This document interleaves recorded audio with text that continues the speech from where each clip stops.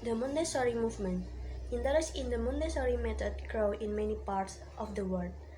By 1912, the Montessori method was officially part of the educational program in Italy and Switzerland, and it had been adopted by the school system of London, Stockholm, and Johannesburg.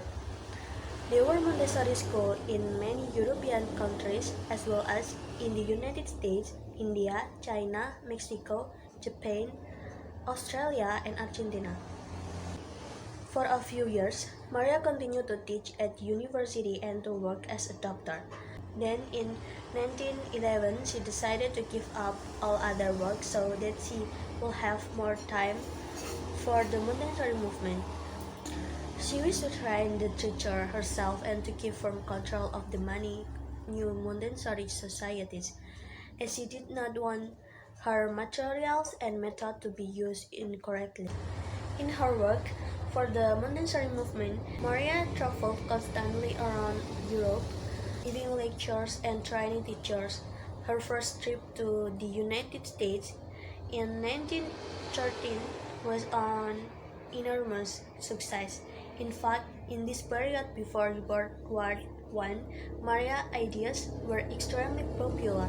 Many articles and books appeared about her works, and educators were discussing her ideas everywhere.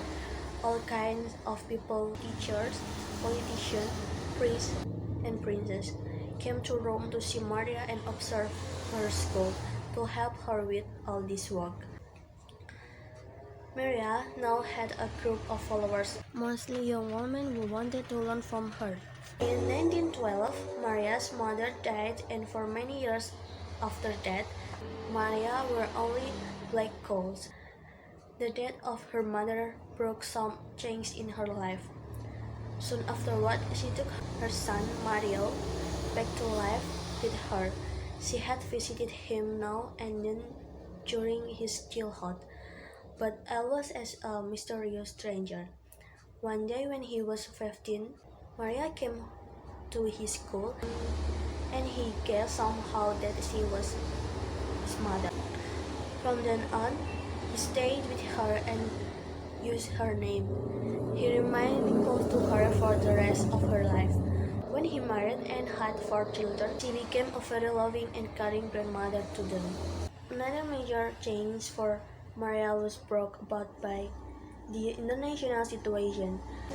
In 1916, she left Italy and went with Mario to live in Spain, so he would not have to serve in the Italian army in World War I. Thus she returned often to promote the Montessori method. She never went back to live in Italy. Her home remained in Spain until 1936, when she moved to Holland. Then in 1939, she traveled to India and remained trapped there for 7 years during World War II. Afterwards, she returned to Holland, where she died in 1952 at the age of 82. So Mary continued to work for the Montessori movement until her death.